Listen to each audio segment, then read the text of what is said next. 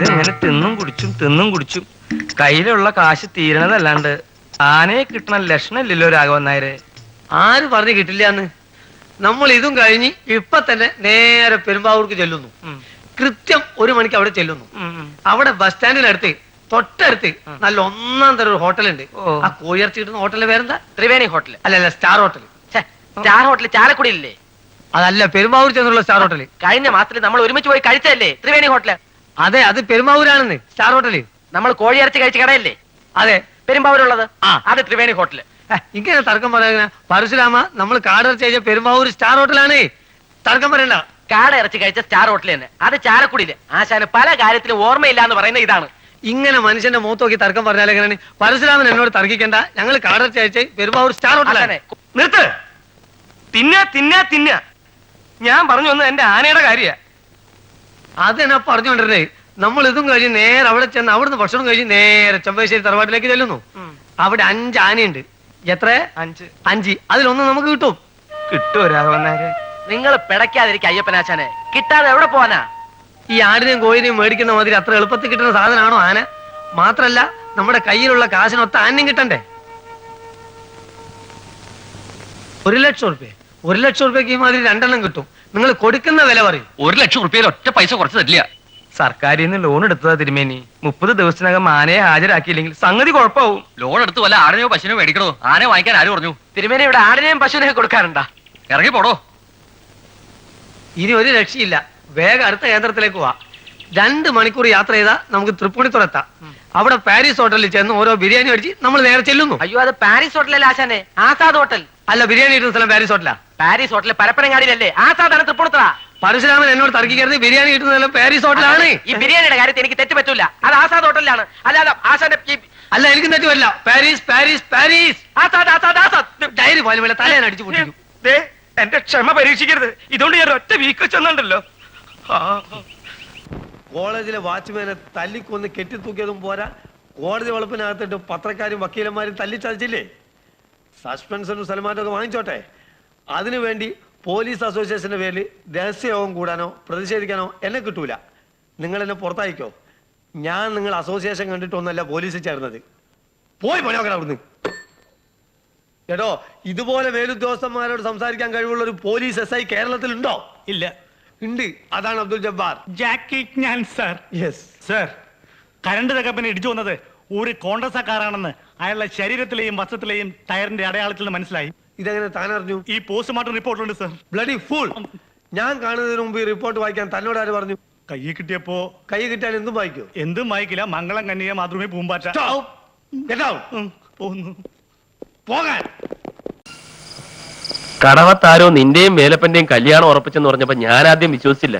നീ എങ്ങനെ അവനെ നന്നാക്കി എടുത്ത്? ഞാൻ മാത്രല്ല കാരണം. മാർട്ടിന് അന്ന് കൊടുത്ത അടി പുള്ളിക്കാരന് എന്താണ് എന്ന് മോങ്ങുന്നത്? ഇതൊരു മോങ്ങലേ അല്ല, യഥാർത്ഥ മോങ്ങല. വർക്ക് സൈറ്റില്ല. പണ്ടൊക്കെ ദൈവം പിന്നെ പിന്നെ എന്നായിരുന്നു. ഇപ്പൊ ഉടനെയാ. എന്താടാ കാര്യം? പണിക്ക് വന്ന മാളുവിനെ കാണാനില്ല എന്നും പറഞ്ഞ് മറ്റു പണിക്കാർ നിന്റെ ചേട്ടായിയെ പണിയാൻ പോവാ.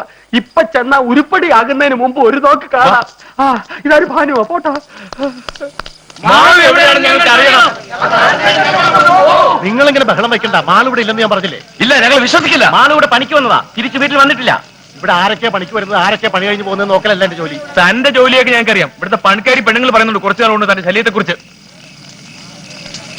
ജോലി കഴിഞ്ഞ് കൂലി കൊടുത്ത് മാളുവിനെ പറഞ്ഞു വിട്ടത് ഞാനാ. നിങ്ങളൊന്ന് വിശ്വസിക്കേ. താനൊരു പുളുത്തി വർത്തമാനം പറയണ്ട. താനോട് ഇപ്പയാളുടെ മാമ. വേണ്ട പറയണ. വെറുതെ നിങ്ങൾ തമ്മിൽ കശപിശം ഉണ്ടാക്കിയാൽ എനിക്ക് പോലീസിനെ വിളിക്കേണ്ടതായിട്ട് വരും. പോലീസും പട്ടാളമൊന്നും നിന്റെ കുടുംബസ്വത്തല്ല, ഞങ്ങൾക്ക് കൂടെ ഉള്ളതാ. അറിയാ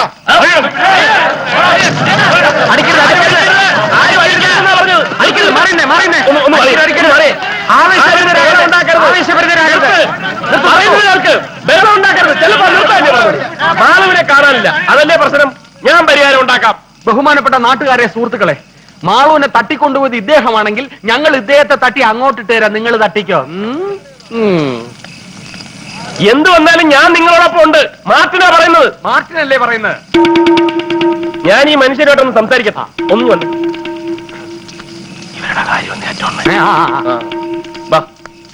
ഇങ്ങോട്ട് വന്നേ. അങ്ങോട്ട് പോടോ. പ്രിയപ്പെട്ട സുഹൃത്തുക്കളെ, അല്ല വേണ്ട, ഞാൻ അങ്ങോട്ട് സംസാരിക്കാം. പണ്ട മാറ്റി പിടിയിടും. അച്ചായോ മാറി നനഞ്ഞല്ലോ. മാളൂനെ എവിടെ ഒളിപ്പിച്ചു നീ വെച്ചിരിക്കുന്നത്? എന്ത് വർത്താണ് ഈ പറയുന്നത്? ഇവിടെ ആരുമില്ല. കൊച്ചു കള്ളാ, കള്ളം പറയല്ലേ. അച്ചായനെ ചെറുപ്പം പോലെ എനിക്കറിയാം. ഏതായാലും ഞാൻ ഇവിടെ ഒന്ന് നോക്കാം. ചിലപ്പോ അച്ചായനെ അറിയാതെ അവളിവിടെ അങ്ങനെ ഒളിച്ചിരിപ്പുണ്ടെങ്കിലോ? ഉന്താൻ പോയാൽ കുടത്തിനും തപ്പണമെന്നാണല്ലോ. ഞാനൊന്ന് തപ്പി നോക്കട്ടെ. ഇവിടെ ആരും ഇരിപ്പില്ല. നീ വേറെ പണി നോക്ക്. കോപിക്കാതെ അച്ചായ, ഒരു പണിയില്ലാത്ത സമയത്ത് എനിക്ക് കിട്ടിയ ഒരു പണിയാ. ഞാനൊന്ന് നോക്കട്ടെ. ഡാ,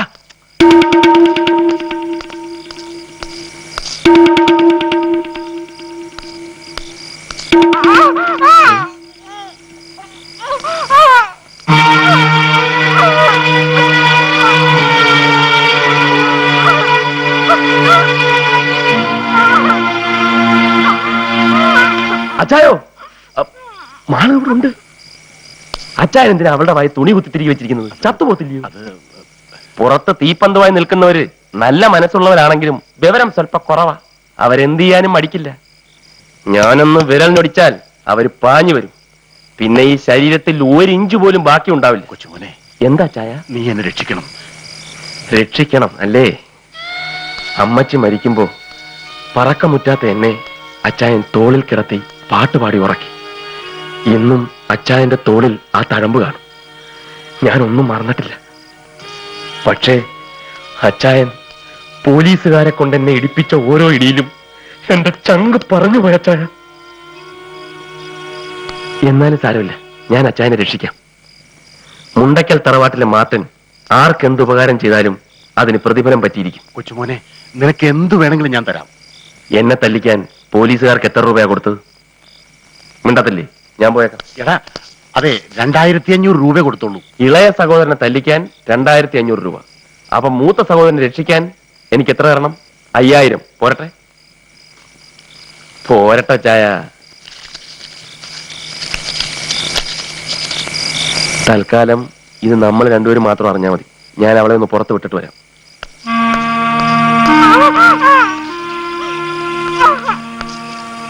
ശബ്ദമുണ്ടാക്കരുത്. പുറത്ത് നിന്നെ തിരക്കി ആളുകൾ എത്തിയിട്ടുണ്ട്. നിന്നെ ഈ നിലയിൽ കണ്ടാൽ ഒരുപക്ഷെ നിന്റെ മുതലാളിയെ തല്ലി കൊല്ലുമായിരിക്കും. എന്നാൽ നാട്ടുകാരുടെ മുമ്പിൽ നീ പിഴച്ചവളാണ്. അതുകൊണ്ട് മറ്റാരും ഇതറിയണ്ട. നീ രക്ഷപ്പെടണം. വഴി ഞാൻ കാണിച്ചു തരാം. വാ.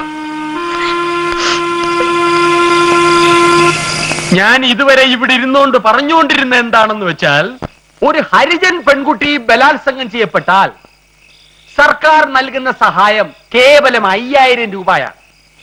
ഈ സന്ദർഭത്തിൽ നമ്മൾ ഒറ്റക്കെട്ടായിട്ട് നിന്ന് ഈ സർക്കാരിനെതിരെ ആഞ്ഞടിച്ചാൽ ഈ 5000 രൂപ എന്നുള്ളത് 50,000 രൂപയാക്കി നമുക്ക് മേടിക്കാം.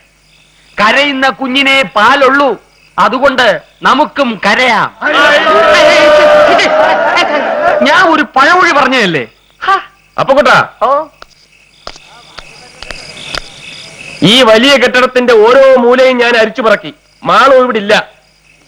എന്നെ നിങ്ങൾക്ക് വിശ്വാസമില്ലെങ്കിൽ അകത്ത് പോയി നോക്കാം. മാർട്ടിൻ പറഞ്ഞാൽ ഞങ്ങൾക്കൊക്കെ വിശ്വാസമാണ്. നാളെ നിങ്ങൾ മൂലമാണ് മാളൂന് എന്തെങ്കിലും സംഭവിക്കുന്നെങ്കിൽ ചേട്ടനാണെന്ന് ഞാൻ നോക്കൂല. പൊള്ളയെ കത്ത് കയറ്റിക്കളയും. പോവാം. പത്തം അനുസരണയുള്ള കുഞ്ഞാടുകൾ വന്നാട്ടെ.